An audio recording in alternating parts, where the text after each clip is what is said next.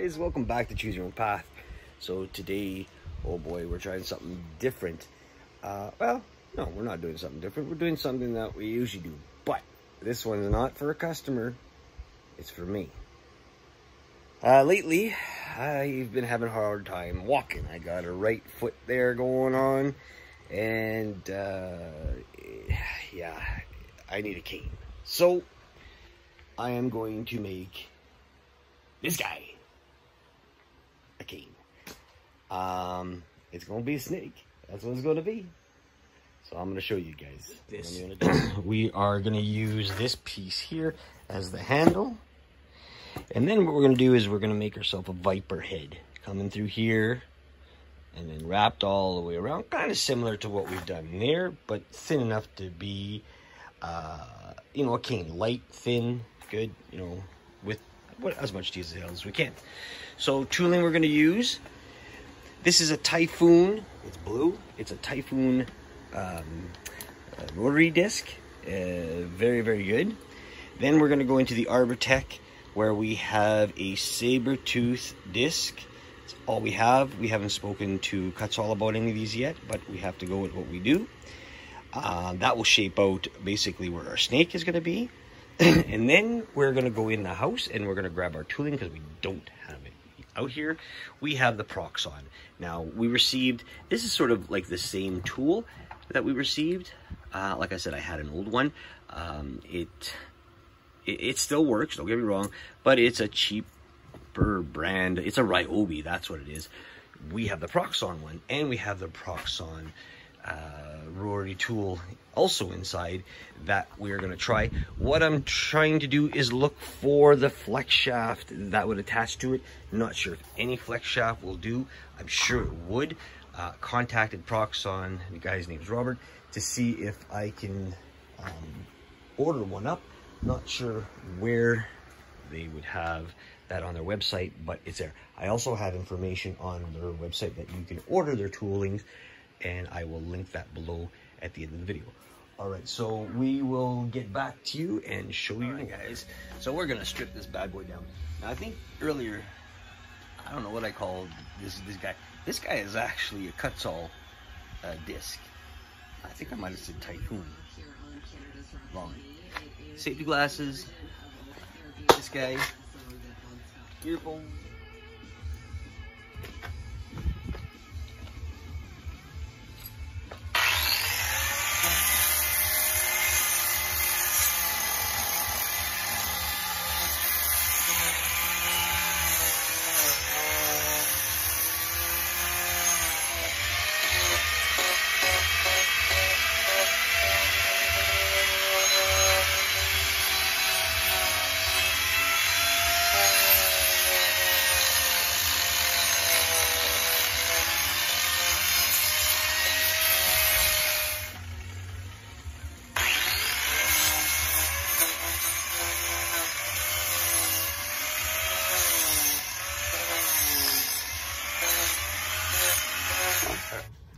So we kind of rounded off, well, not rounded, we cut off where the head's going to be.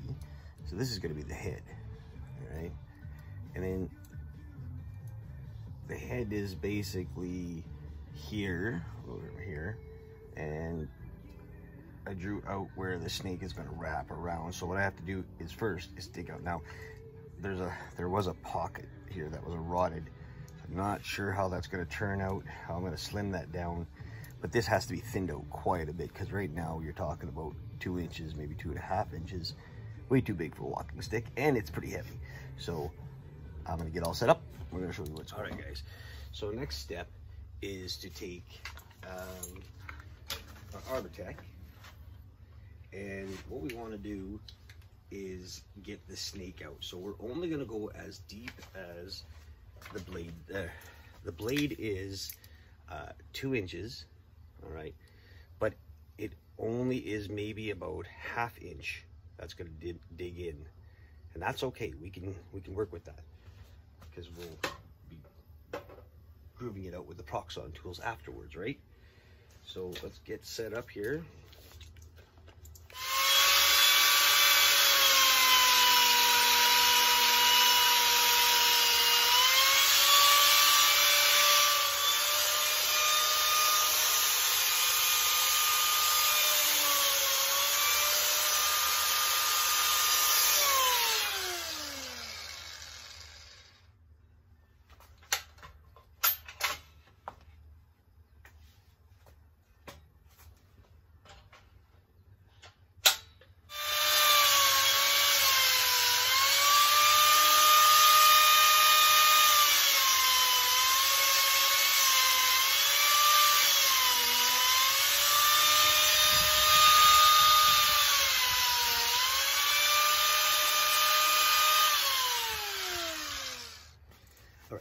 So once you got this snake outlined, okay, now everything in between has to come out.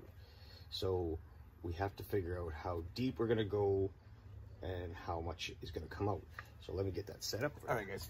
So we said that we're gonna use the Proxon tool that we just got as an example. Now, I'm just getting a hold of the guy to see what the flex shaft situation is.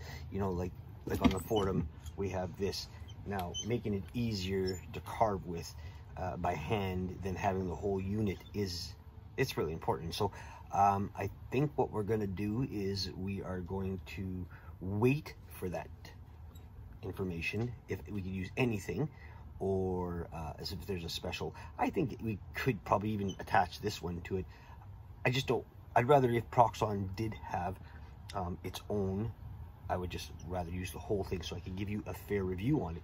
So we're just gonna stick with our good old Fordham, and of course with our cut-saw bits. So right now I'm gonna be changing the bits, so I'll get back to you on that. All right, guys, so we're gonna go with our flame burr. What we're gonna try to do is get, like, 'cause there's just big groove marks that I cut in by accident, which is fine, it works, we can figure it out. We're gonna get this all straightened out. So we're gonna use this one, a little bit of noise.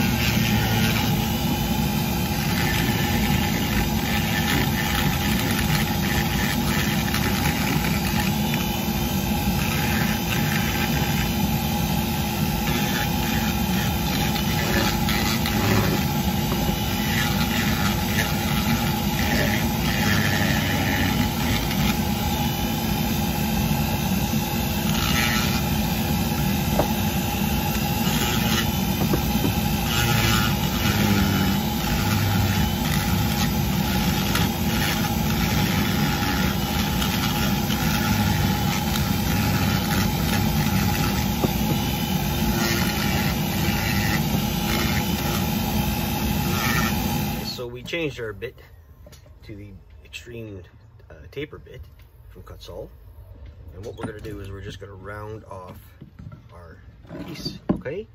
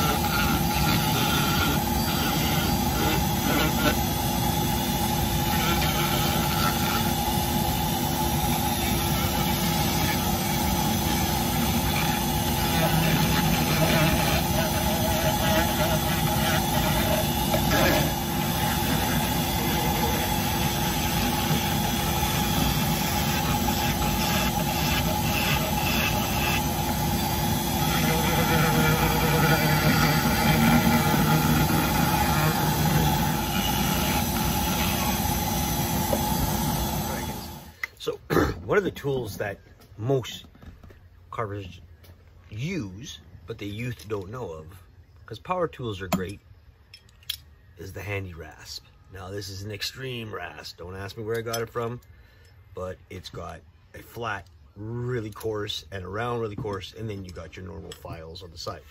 Now this stuff, it will definitely take off the wood in even spots, but you can see it works really well.